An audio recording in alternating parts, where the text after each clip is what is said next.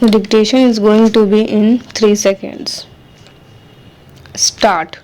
The honorable members who have spoken before said that the small growers get the correct price from the board. This is not so. The entire bulk of the profits they make in the home market and in the foreign market is kept by the bigger growers who dominate this coffee board. The price they get is more than what they pay to the growers. That is the complaint of the small growers. So it is not correct to say that the profits of his board makes are equally distributed to the small growers. Hence, the conflict between the big growers and the small grower is increasing.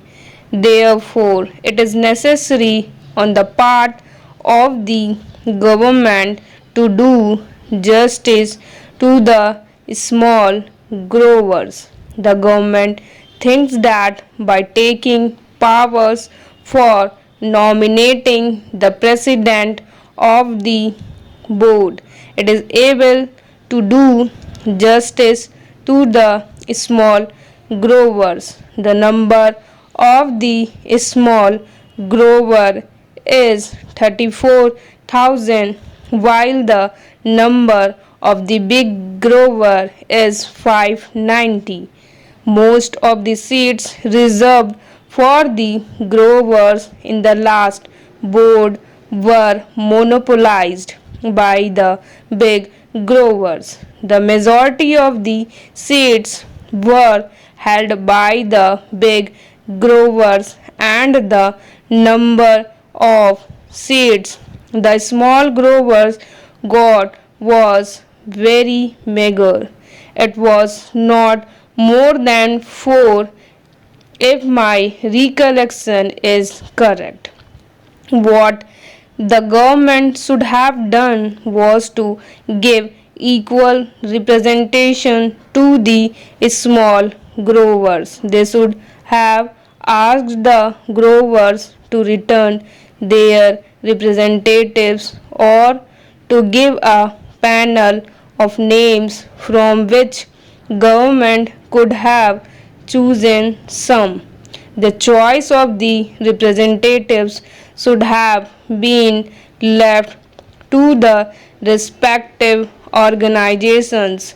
If there was no organization for the small growers, government should have asked them to organize one separately and then send in their representatives.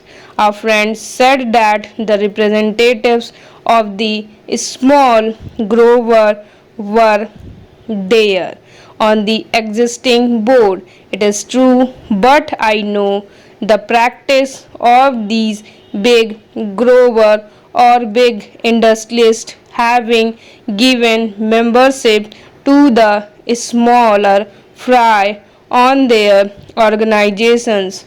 They don't allow them to express themselves. The chairman or the man who holds sway of the board sees to it that all the members agree to what he dictates. That is the practice in these associations.